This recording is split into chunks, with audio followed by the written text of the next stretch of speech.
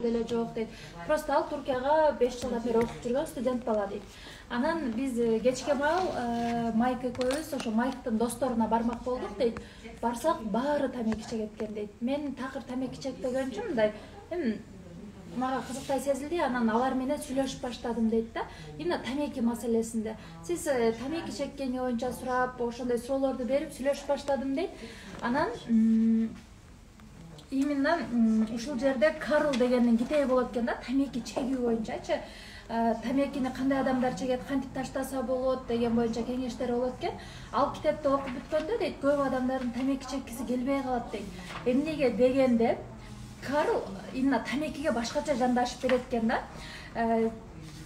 Бизде көпчүлүк ойлойт экен да, биз тамеки чеккенде бизде бир мотивация пайда болот, бизде бир өзгөчөлүктөр пайда болот дагы, биз жандана түшөбүз деп ойлошот экен да. Бирок тескерисинче ал андай эмес экен да. Биз просто аны бир ритуал катары калыптап алган экенбиз да. Мен тамеки чеккенде бодрый болуп калам, мен өзүмө келип калам деп калыптап алат экенбиз да. Ошол себептен биз тамекиден ошондой кайф алгандай болуп калат экенбиз. Анан көп эркектер тамеки чеккен учурда эме кылышат экен. Максаттуу чөйрө менен мамиле кылуудагы бир курал катары колдонушат экен да. Мисалы эркектердин кругуна киргенде баары тамеки чегет, ал киши деле тамеки чегип отуруп тигилерге оңоюраак кирем деп ойлойт экен. Бирок андай эмес экен да. Тамеки чекпей эле ошол кругда отурса болот экен. Анан стресстен арылтат деген эме түшүнүк бар экен да. Ушулардын баарын могу Карл деген автор тамеки чегүүнү токтотуу үчүн өзгөчө ачып чыккан экен да. Бул туура эмес сенин оюң дегенди ачып бергенчи көп адамдар ушул китепти окуп бүткөндөн кийин эме болуп калат экен, тамеки чеккени таштап салышат экен да. Эми биз бул жерде биринчи бул жерде өзүбүздүн каалоолорубузду уктук да, эмне себептен ушулар пайда болот деп түшүндүк. Эми биз каалоо деген темага токтолот экенбиз да. Мисалы биз тамак жеп атабыз, тамак жегенде биз көпчүлүгүбүз каалоо деп эсептейт экенбиз да. Мен мисалы үчүн стейк жегим келип атат дегенде мен ушуну каалап атам деп ойлойт экенбиз. На самом деле бул мотив болуп эсептелинет экен. Каалоо үчүн мотив. Тамакты биз эмне үчүн жейбиз? Өзүбүз каалаган үчүн эмес экен, самом деле. Аман калуу үчүн, жашаш үчүн экен. Биз просто эле жашоо үчүн тамак жеп атам дегенибиз туура эмес экен да. Себеби жашоо бул мындай бир жактуу эле түшүнүк болуп калат экен да. Аман калуу болгондо бул уже башка түшүнүк келет экен да. Андай вроде окшош, бирок жакшылап талдап көргөндө эки түшүнүк келет экен. Вот аман калуу үчүн жейт экенбиз дагы, анан ушул нерсени мотивге айлантат экенбиз. Бул мотив бизде Мурун темасы эмес. ошол жок, окшош экен. Окшош. Анан ошол мотив бизде жегенге үндөйт экен да. Эми бизде негизги кайсыл мотивдер бар дейт. Энергияны үнөмдөө, энергия табуубуз именно энергияны үнөмдөө негизги мотив. Тамак жеш, суу ичиш дейт, сүйүү, бирөөдөн камкордук алуу, башка адамдар менен байланыш түзүү, бул негизги мотивге кирет экен. Анан коомчулукта плюста болуу, коомчулукка көрүнүктүү болуу, башкаларга жагуу деген эмебиз бизде негизги мотив болот экен. Биз бирөөгө жагынганга милдеттүү эмеспиз да, актанганыбыз менен каалайбызбы, каалабайбызбы? Бул биздин негизги мотив болуп эсептелинет экен. Башкаларга өзүн көрсөтүү. Эл эмне дейт деп жашабайм, эл мени мактабай эле койсун деген бул просто актанууга кирип калат экен да. Анан белгисиздиктен коркот экен адамдардын көбү. Мисалы жашоодо мени эч ким тааныбай калса эмне болот, мени эч ким мамиле кылбай койсо эмне болот, менин жанымда эч ким болбой калса эмне болот деген белгисиздиктен адамдар аябай коркот экен да. Анан статус, кадыр барк, өзүнүн сыйы дегенди да адамдар негизги мотивге коюшуп алат экен. Бул баягы койбош керек деген маанидә эмес, бул баары бир коюла турган мотивдер болуп эсептелинет экен да. Анан мисал үчүн алсак, тамекини же биз интернетте негизги мотивтердин катарында көрүп калат экенбиз да. Эгер могул эрежелерге салыштыра турган болсокчу, бирок андай эмес экен да. Биз эмне үчүн муну негизги мотивге кошуп алабыз? Мисалы тамеки чеккенде биз адамдар менен байланышка келебиз, адамдар менен социумда чогуу сөзгө кирип кете алабыз да. Ошон үчүн биз тамеки чегет экенбиз да. Биз негизги бир жашообуздун негизги бөлүгү катары эсептеп калат экенбиз. Анан интернет дейт. Интернетти биз негизги мотив дей албайт экенбиз, бирок ал негизги мотивге кирет экен. Кандай болуп? Биз белгисиз болуп калбайбыз. Статуска, кадыр баркка таасир берет экен да. Биздин интернет баракчабыз таасир берген үчүн Ошон үчүн биз белгисиздиктен качып, сый урматты каалаганыбыз үчүн интернетке кирет экенбиз, блог алып барат экенбиз. Анан каалоо дегендин өзү бул терең мотив болуп эсептелинет экен да. Биз бир нерсени каалап атабыз, бул тереңинде мотив жатат экен да. Анан каалоодон кийин бул адаттар пайда болот экен. Адатты биз мындай түшүндүрсөк болот экен, каалоонун чечими. Биз бир нерсени каалап атабыз, ага чечим керек да, аны ишке ашырыш керек. Ошондо бизге адаттар келет экен. Анан бирок деген жери бар экен. Адатты бөлүп алышыбыз керек. Эски адаттар, жаңы адаттар. Эгер биз эски адаттар менен жүрө берсек, коомго аралаша албайт экенбиз. Мисалы үчүн азыр китеп окуу менен телефонду эле салыштырып көрө турган болсок, 24 саат эгер китеп окуп отура берсек, телефон жаман деп полный телефон блоктосок, анда бул адат бизге минус алып келет экен. Анткени коом алдыга жылуу адат да. Биз мындай бир гана илгерки адаттарыбыз менен өнүгүп кете албайт экенбиз да. Ошон үчүн дайыма заманбап адаттарды калыптандырганга аракет кылышыбыз керек экен. Эми адаттарды ала турган болсок, чечимге кандай айкалышат экөөсү? Мисалы, адам тамеки чегип атат, тамеки чеккендин чечими бул стресстен арылуу. Естественно, стресстен арылтат. Чуркоо адам эмне үчүн спорт менен алектенет, эмне үчүн чуркайт? Фокусту бир жерге топтоп, тынчсызданууну токтотуу үчүн да, тынч болуш үчүн. Ушинтип адат менен чечимдерди айкалыштырып кете берет экенбиз да. Мисалы, Facebook таанымалдуулук деген сыяктуу. Анан биз ушинтип адаттарды калыптаган сайын биздин маалыматтарды анализдеп баштайт экен да. Жөн гана мисалы бир нерсени биз жасап баштадык да. Ким бирөө 30 күндө ушул адаттарды калыптап бүтүшү мүмкүн, ким бирөө 20 күндө, ким бирөө 2 күндө деле калыптап койсо болот экен да. Дүйнөлүк статистика менен алганда 21 күндө, анан 36 күндө калыптанат деген бул туура эмес экен да. Ар кандай түр менен калыптанат экен адаттарыбыз. Эми мээ маалыматтарды сиңирерде аябай анализдейт экен да. Эгерде мээге стимул берилсе, анда мээ ал адатты калыптайт экен да, калыптоого өтөт экен. Ынаныш керек экен мээ биринчи очурдачы. Стимул деген мындай чечмелеп койсок болот экен. Мисалы, бир кыштын күнү, мисалы, печка турат үйдө. Стимул мээге мындай берилет экен. Печка ысык деген гана стимул берилет экен да. Анан уже болжолдоо башталат экен мээдечи. Печка ысык болсо, демек мен кармасам күйүп калам. Дагы бирдем калып калат деген сыяктуу ожог болот. Ушинтип мээ анализдейт экен да. Биринчи стимул келет. Себеп мындай. Стимул дегенде негизги фактор айтылат да. Печка ысык деген негизги фактор болот да, а божомолдо күйөөсүң болот да. Вот ушундай факторлор менен биз далилдеп берет экенбиз да. Анан бул адаттардан кийин бизде негизги эмеге келгенибизде биринчи адамда сезим пайда болот экен. Сезим пайда болот экен, сезимдин негизинде эмоция келет экен. Биз бир нерсени көрдүк, мисалы үчүн бир адамды көрдүк дагы, ал адамдын кылыгы жакпай калды, жакпай калгандан естественно эмоция болот. Эмоциядан кийин стимул келет экен. Стимул болгондо мындай, бул деген настроениясы жок экен деген стимул берилет экен дагы, стимулдай божомолдонуп баштайт экен да. Балким бул мындай болгондур, балким тигиндей болгондур деп мээ божомолдойт экен. Анан божомол менен стимулдун негизинде ниет келет экен да. Ниет болгондо бул адам менен дальше сүйлөшөм же сүйлөшпөйм. Вот ушинтип адамдын майда эмелери бири-бирине айкалышып толуктап берет экен да. Анан каалоону биз жетишсиздик деп деле бааласак болот экен да. Жетишсиздик болгондо, мисалы, биз бир нерсени каалап атабыз, демек ал бизде жок. Ошол жетишпеген үчүн биз ошону каалайт экенбиз. Анан ошого жеткенге аракет кылат экенбиз да. Эмнеге таптоо жеп атам ошондо? Жакпайм мен сиз айтпайсызбы, мен өзүмдү эме деп настроением көтөрүлөт деп атпайсызбы? Ошо сиз өзүңүзгө жакшы маана. Сиз бактылуулуктун точкасы деп туруп Сабинаны белгилеп аласыз. Эң эмне кылайын ошондо? Башка жактан бактылуулук издеп көрүңүз. Более полезный жактан. Руколадан. Руколаны жакшы көрөт экенсиз. Адат менен полезный тазалаштырып. Жай жаман күлөм да күлгөндө. Түшүнөт да, бирок эмне менен эмне Если Сабинаны болсо да меню менен алмаштырыңыз. Если Сабина сизге заведение кайф берип атат, мен түшүнгөнүм ошол өзгө таттуу эмес, заведение кайф берип атат. Жолдошум менен барам да. Айтып атпайсызбы Сабинага отурган. Анда башка жака барсаңар болбойбу? Ордо ошол жак экен да, ордо. Уже баягы ордо. Сиз просто менюну эле алмаштырыңыз. Сабина дегенде бизде мындай калды, Сабина ушунчалык личный братка иштеп дагы мээбизде ал таттуу эле сатат деп ошол да.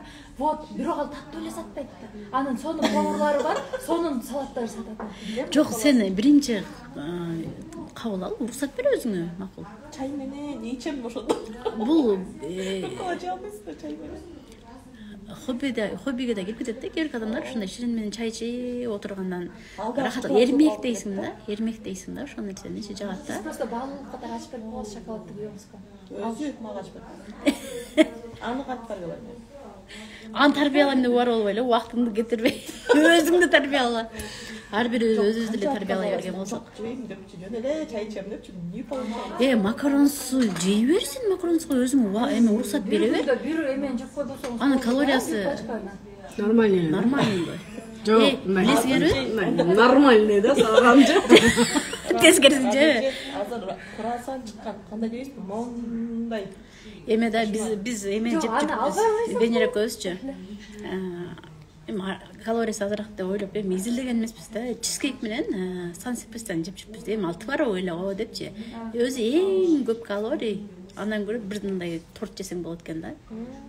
Ал жерде 3-4 кусок торттун эмеси чизкейкте экен. Калориясы аябай көп экен. Любой нерсени билбегендиктен кылабыз да. Биз ошон үчүн билим алган сайын ПП каш керек, ПП чыгып аткан пирожный. Да, ПП пирожныйга бар. Чизкейк есть ПП. бул дүйнөдө эң баалуу нерсе эмне деп ойлойсуңар? Эң бизге керектүү нерсе эмне деп ойлойсуңар? Сен билесиң. Ден соолук. Моменттер, көз ирмемдер. Баалуу бизге керектүү болгон эң баалуу нерсе эмне? Бардыгы тура айта бергиле. Эмне деп ойлойсуңар? Мен подписчиктерим силерде айткыла. Эң баалуу бул жашоодо бизге эң керектүү, эң баалуу нерсе эмне? Эң керектүү нерсе эмне? Бул физикалыкпы же эмоционалдык жактанбы? Ментально. Ментально. Ментально. Это эмоции, да? Эмоция да турсу. Жакшы эмоциялар. Эмоция бизге керекпи жашообузга? Мисалы айжан эженин эмесин айтсак, буга керек болуп атат. Ошо эмоция керек болуп атат. Фатима, сен билесиңби? Эмне? Венера көзүмөн көптөн бери жүрөсүң, билбесең өлтүрөм деп коюмбу. Турсунай билбейт экен. Бакшы билбейт экенсиң сен. Зарбүбү эң туура айтты, зарбүбү бизди угат экенсиң. Зарбүбү эмне деп койдуң? Катыраак кыйкырып койчу. Зарбүбү айтат, маалымат бизге эң керек. Бизде уйку деп айтабыз, ден соолук деп айтабыз. Ден соолуктар деле керек. Ден соолук деле керек да. Анан эми карагыла да, эгер ден соолукта биз отравление, тамактын ачыганын жесе болбойт, бул маалымат да, балдарыбыз билбей жеп алып отравление болот да. Ден соолугубузду секундда бузуп алышыбыз мүмкүн да. А эгер адамдар менен баарлашууну билбесек, маалыматыбыз жок болсо, биз көп нерсени бузуп алабыз да, тынчтыгыбызды, эркиндигибизди. Бул биринчи укканда мен аябай таң калгам. Маалыматтан жаңы нерселер. Сиз мисалы макаронска барганда, макароз канчалык калория, кандай жасалат, бул жөнүндө маалыматыңыз жок экен. Ооба да. Бирок бар болуп туруп да жеп кылып атпайбы? Менин головам туруп турбу. Айт. Жооп бер. Маалымат дегениңиз азыр мага эле келип атат негизичи. Сезебиз, эмоция билдиребиз, стимул беребиз, божомолдойбуз, анан ниет кылабыз. Маалымат кандай? Маалымат могу жерде туру да, сезимде туру да. Биз бир нерсени көрүп сезебиз да, маалыматты деле ушундай экен деп туруп, анан божомолдойбуз, анан эмоция беребиз, анан ниет кылып коет. Жок, билбей туруп деле эмоция бериши мүмкүн. Жок, эгер мой система менен кетсе, анда билип туруп берем. Силер башка система. Айтыпчы. Китепте айтып кетчи. Эмоция бул баалуу экен да. Мисалы, маалымат алдык да, эми аны биз кандай баалайбыз да? Кандай эмоция көрсөтөбүз, ошону менен бааланат экен да. Бир адам менен таанышсаңыз, сизди мындай түн карап турса, демек сизди жаман баалады. Койчайын. Мен унчукпай деле коюшум мүмкүн да. Сени вообще баалаган жок, теми интересно. Да. Негизинде баалоону мындай астыбыздан чыккан адамдар ушинтип карап койсо өлдү, барып алып мени жаман баалады деп. Эмоция менен биз баалоону четко айтат экенбиз да. Мисалы үчүн бир таттуу жесек, вот ошол таттуунун өзүндө биз эмоциональный абалда баалайбыз да. Бул мага кийин да керек, кийин керек эмес деген сыяктуу баалоонун шкаласы катары эмоцияны алсак болот экен. Анан бизде көп адамдар мындай жаңылышат экен. Мага Биз аялдар, мисалы аялдардан мисалга алган болсок, үйдө иш кылабыз да, тамак кылабыз, эртемен туруп күйөөбүздү жумушка жөнөтөбүз, дагы эмне жумуштарыбыз бар, үй жуябыз деген жумуштарды биз эмне кылабыз? Кылышыбыз керек деп эсептейбиз. Мен тамак кылышым керек, мен балдарды кийинтишим керек, мен кир жуушум керек дейбиз. Керек деген сөз бизде кыйын дегенге окшошот экен да. Керекпи? Бул кыйын, кылыш кыйын. Мисалы, эртемен турабыз да кечкиге тамак кылыш керек дедикпи, кечке чейин кыйналат экенбиз. Себеби тамак кылыш кыйын мээге. Анан биз ал сөздү алмаштырып эме кылышыбыз керек. Бул адат экен да. Алмаштырышыбыз керек болгон адат. Мүмкүнчүлүк бар. Мен тамак жасаганга мүмкүнчүлүгүм бар. Мен тамак кылганга мүмкүнчүлүгүм бар. Мен балдарымды тамактандырганга мүмкүнчүлүгүм бар. Тамак жасаганды каалайм. Ооба. Вот ушундай кылып тамак жасайын деп чечтим. Жок, чечтим деле. Деп картошканы эртең менен эле столдо коюп. Картошка менен пиязды жагат деп, а? Жок, картошка менен пиязды. Подушканын үстүнө коюпай дейсиз. Мурунку главаларды каштырып. Китептин жанына 2 картошка коюп кой. Жок, спальникте көптөг апара албайт. Адаптарды улантабыз деп. Подушканы спальнийге койгоз керек. Подушканы салып койсо, эртекисин. Мантылган эртерге рип как раз нормально болду. Бир жакка эс алууга барарда күйөөбүздү подушкага салып. Любой нерсени күйөөсү менен айтат. Бол эми дальше. Всегда. Тимур только күйөөчөт. Только кылычта мындай ойунда. Эстеп Петрулас кетип коп. Кылыч десе өзү жоготуп коет. Бол улант. Күтүп атышат. Анан ошол эме кылат экенбиз да, керек деген сөздү мүмкүнчүлүк менен алмаштырып, ажамача билбейт. Деп курат мен сен эмоцияң менен деп баштап атканда. Эме биз ошол керек деген сөздү эгерде мүмкүнчүлүк бар деген менен алмаштырсак, мээбиз бул ишти кылыш оңой деп эсептейт экен да. Анан акырынан кылууга өтөт экен. Бул айтылгандардын баары сыйкыр деле эмес экен, бирок колдонсок бул аябай пайдасын берет экен да. Анан эгерде ушул айтылгандарды да жасай албай аткан болсок, анда ритуалдарды киргизишибиз керек экен. Бая сиз айткандайчы, мына ошол миста эстетиш керек экен да. Мисалы, ритуалды мындай колдонушкан экен. Спортсмендер баягы фокус вниманияны топтой албай турган учурда көп спортсмендер байкасаңыздар наушникте жүрүшөт. Ошол наушник музыка эмес, анын ичиндеги сөз эмес, аудио эмес, наушниктин өзү аларды токтотот экен да, ритуал экен. Наушникти таккан учурда алар токтойт экен. Ичинде эмне сүйлөп атат, кандай ырдап атат, неважно. Спортсмендердин көпчүлүгүндө ритуал наушник экен да. Наушникти тагат, ой токтойт. Полный эме.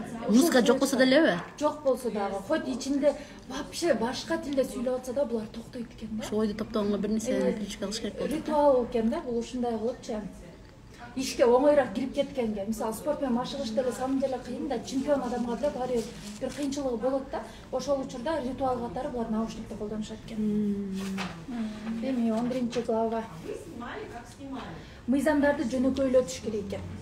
Азыр могу жакта айттык го, биз мыйзамдарды киргизишибиз керек деп атабыз, сезимдерди сезишибиз керек, маалымат алышыбыз керек, ритуалдарды коюшубуз керек деп атабыз да. Бул татаалыраак сезилет да адамга.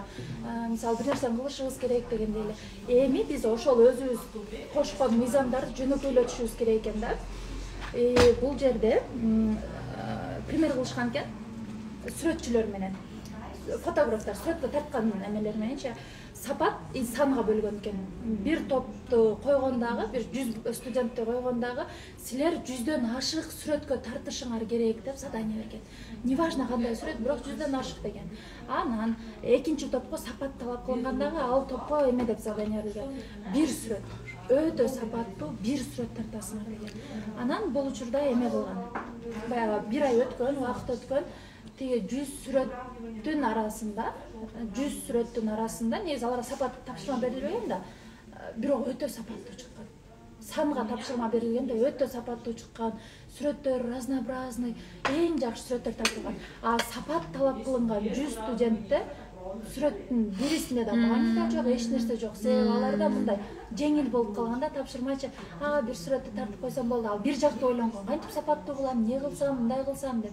100 сүрөт дегенде бул ар кандай ой келет экен да, муну тартайын, тигини тартайын деп эксперимент кылышып атып, ар кайсыны кылышып атып 100гө жеткизиш үчүнчү. ар кайсы версиядагы ар кандай мындай кызыктуу сүрөттөр чыккан экен да, маанилүү. Вот ушундай кылып туруп эме кылыш керек экен. Эми бул жерде биз эмнени билсек болот? Пландоо анан жасоо деген нерсе чыгат экен да. Буларга план берилди да. Бул экөөсүнө да бир айда сүрөт тартасыңар деп план берилди. Эми бул жерде булар санга тапшырма берилгендер, бир эле уштук тартасы, сапатка тапшырма берилгендер, бир эле уштук тартасың деген үчүн булар действияга өтпөй коюшкан, жасаганга өтпөй коюшкан, ойлонгон менен туруп калышкан. А могу жерде санга тапшырма бергендер жасаган. Действияга өткөн, кыймылдаганда жасашкан. Ошон үчүн булар жасап, кайталап атып, эң жакшы результатты көрсөтүп беришкен да. Ошон үчүн привычкалардын эң жакшысы бул жасаганга өтүү, кыймылга өтүү, кайталоо болуп эсептелинет экен да. Мен айтып па, YouTube'га мен 300 канча видео киргизишим керек деп да, санга иштеп атат да бул азыр. Сапат тапшырма берип койду да. Дүйнөдө хеп мыйзамы деген бар экен да. Хеп мыйзамы деген бул ошол кишинин аткен хеп дегенчи бул мынтип айткан экен да, бири-бирин от алдырган нейрондор деген сөз бар экен да. Бул эмнени түшүндүрөт? Баягы кыймылдаган учурдачы, мисалы жалкообуз кармап атып отура беребиз да. Бирок мындай мисалы кофе ичсем өзүмө келем деп кофе ичип артынан таттуу жеп мындай кете беребиз го. Мындай айтканда ошол эме нейрондор бири-бирин толуктап кыймылдатып кете берип адамды өзүнө келтирет экен да.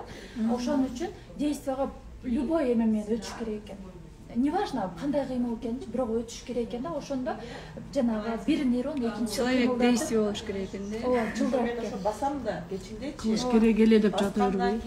Действияны ойлогондор көп. жоготойм деп. Анан басып турган кофейняга кетип калат. Нейрон связанный болуп атат да ошол. Сизде план жок да барбайм деген. Жок, сиз дегенчи тиги Сиз жок. Сизчи вознаграждение да, Айжан, сен басасың, аны өзүңдү сыйлап коет экенсиң да, макаронс мененчи. Жок, сиз если планирует этсе, вознаграждение китеп коюп, подушкага китеп коюп чык дегенде өзүңүз айтып атпайсызбы? Ошол сыяктуу мен азыр басам да дагы. Айжан же макаронска чук кетет. Жок, мисалы басам дагы, баскандан кийин эмне кыласыз? Ошону заранее жазып койсоңуз, макаронсун алып салыңыз ал планданчы. Мисалы басып келем, бир саат, андан кийин келем дагы, могу китепти окуйм деп коюңуз, басып келгенден кийин эмне кыласыз? Кайра китепке келесиз да. Же руккола жейм. Башка эме коюш. Вы откуда знаете заранее, что это вам не в кайф? Погулять хочу. Анда эгер тамактан кайф алсаң, рукколаны алмаштыр макаронско. Жок, сиз бул заранее айтып атат да, мага кайф эмес да депчи, всё, уже блок да. То есть она заранее себе ставит цель, что читать книгу это не в кайф депчи. Өткөндө мурдагы мыслить масштабына да айттык го, заранее өзүңөргө биз өзүбүзгө заранее программа коюп алабыз депчи. Мисалы спортко барсам, бутум чарчайт, белим ооруйт, тердейм, мага зачем анын кереги бар? Андан көрө үйдө жата берейин деп, то есть заранее да. А сен если мен спортко барышым керек, анткени мен арык болушум керек деп туруп барсаң, всё, сен могу целге кеттиң да, сен бутуң ооруганын, чарчаганын Конечно, ойлогон жоксуң. жыйынтыкты образ кылып айтат да, элестетип айтат да, конечно, жыйынтыкты. Болупкан эртеменки да меники. А сиз, смотрите, сиз неге прогулкага чыгып атасыз? Сиз прогулкага мен басышым керек деп чыккан жоксуз да, сиз прогулкага мен прогулкадан кийин макаронс жешим керек деп атасыз да. Точно, точка. Сиз калорияны калория Максат тура эмес. Конечная цель у нее макаронс, да, но просто она себя обманывает. Мне нужно походить шаги, чтобы скушать макаронс болот, да, посмотрите. А если вы поставите цель, мен цель там, жана мен спортсменмин деген, жана Венера айткандайчы, мен спортсмен болуш үчүн эмне кылышым керек? 10.000 шаг басышым керек. Андан кийин келем да, китеп окуйм деп койдуңуз, болду 10.000 шаг жасадыңыз, китеп окушуңуз керек, ал планда турат. Келдиңиз, планды выполнять еттиңиз да. И от того, что вы не съели макаронс, что у вас поменяется? Сила воли китептен сен уже эркиңди күчөтөсүң, эме жебей каласың. Кийинкисинде ошону алыш керек экен. Бул жерде мындай отпайбы, отказаться от вредных привычек. Почему деген сөз бар да, кому зачем деп мурдакы китепте айтып эле. 6-дан кийин ап шишке ичип да жебеде болот да. Нет, перекусы можно делать. Адаттарды башкарса болот да. Сен башка диетологко барып көр. Өзүңүзгө жагымдуу бир нерсе менен алмаштырышыңыз керек. Орешки, там, я не знаю. Орешки да болбойт. Кечиндечи, мисалы биздин диетолог Күлүмбүдө го, биздики диетолог, кечинде сабызды тёрткадан өткөзүп, сабыз менен жумуртканын агын жесең, ошол түнү менен өзүңдүн жырларың жокконго жардам берет экен. Нет, это же не доставляет ей радость. Сладкий, радость берет. Бизге башында биз деле сабызды жегибиз келбей аткан. Тёркадан өткөзүп койсоң, сладкий болуп, сочный болуп, жөн эле укмуш жегиң келет. Курсагыңда тойгузуп салат экен да, тоңкойтупчу. Эме бар го? Бир проба кылып көрүш керек да. Мисалы сиз тамеки чегесиз да? Деңиз тамеки чегесиз. Мисалы дечи. Бияктан дууду. Айжан Орозбаева деп тура айтпайсың. Мисалы адам тамеки чегет да, тамеки чеккенди кантип токтотсо болот дейт. Адамга мотив керек экен да, ошол үчүн дачы мотив керек экен. Ал мотив иштеш керек экен. Просто мотив эмес.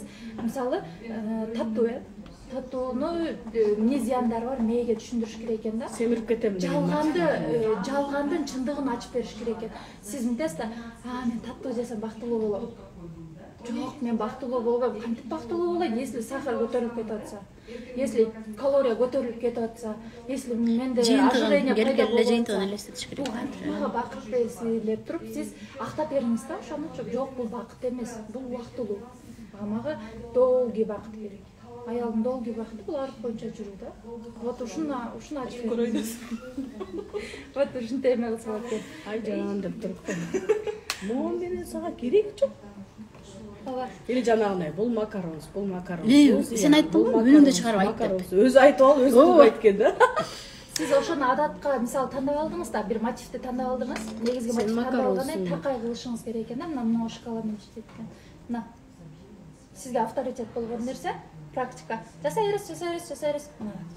Так легко говорится. Ооба, жок, муну баарыбыз билебиз. Жок кылабыз, чогулуп алып. Сиз жакын жашайсызбы ал жака? Как? То есть сизге это по сути невыгодно, не близко, но вы все равно идете, да, туда? Это уже зависимость, это надо психологически лечиться. Консультация. Венера дарылайт. Келе берсең дарыланасың анда. Вот негизги эме. Түнкү бирде деле бар. Астагфиралла. Ал не круглосуточно иштейби? Бирге чейин иштейт экен, канчага чейин иштейтин билет экен. Жабыш керек. Бирге чейин иштейсиң. Вам нужно реально это от планирования кирип калат экен, да? Вам нужно запланировать все свои действия и в этот план не включить то, что вам вредно. Сиз бизге айтып бергендериңизди жасашыңыз керек экен, мындай айтып. Эми жасайт да, бүгүн айтып берди, эми жасайт. Кана бүттү сеники? Дальше. Сенден кийин ким эле? Сатыңыз ким эле? Менин атым Канымайым. Канымай? Канымайым. Канымайым. Канымайым. Машалла. Сактап алышыбыз керек. Канымайым эме тарта берейин түзөп эфиргечи. Түзөп эфирге тартпай эле коеюн. Кырсына айтып тура берсин. Жок, ошондой кылбайсыз, мен дагы курушуп кеттим. Мен өзүмө каратып коем. 12-13 ошо бөлүгү берген. 12-де бул немеси, темасы деген эң аз аракет жумшоо мыйзамы. Иштейт адамдарчы. Буну түшүндүрүш үчүн автор бир биологдун жазган китебинен эмне алыптыр, мисал алыптыр. Ал жерде мен айтат экенде, континенттерди салыштырат экен. Америка, Түндүк Америка менен Түштүк Американы, анан Европа менен Азияны салыштырган элдерини. Элдери ошол жерде. Бул жерде деген Америкада деген алардын негизги огу түндүктөн түштүккө карай өтөт экен да, мындай көп билесиз да континенттерде. Ал эми Евразияныкы болсо чыгыштан батышка негизги ог ошондой тараган үчүн ошол негизги октун өтүшү эле ошол жерде жашаган адамдардын ар кандай мындай немелерге келишине, ар кандай маданияттын калыптанышына, ошол жердеги өндүштүн өсүшүнө, бул биринчи эле айыл чарбаны айтат да, айыл чарбасынын өнүгүп кетишине ушул эле фактор аябай чоң таасир берген дейт да. Себеби Америкада жанагы түндүктөн негизги ог түндүктөн түштүккө болгон үчүн ал жакта кыйынчылыктар көп экен да. Башкача айтканда, түндүктөн түштүктөгү мисалы фермерлер, укмуш фермер болуп турса деле, Канадага алып барып бир же башка бир шаардын немесин өстүрө алышпайт экен. Ал эми бизге Европа менен Азияга келгенде бул батыштан чыгышка болуп атпайбы? Бул жерге келгенде бул ушул жерде фермерлер үчүн башкача айтканда ошол бирөө жаңы нерсени өстүрсө, аны таралып кетиши ушундай кеңири оңой болуп, мындай көп эки башкача Америкага салыштырганда бул жак 2 эсе бат өсүптүр да.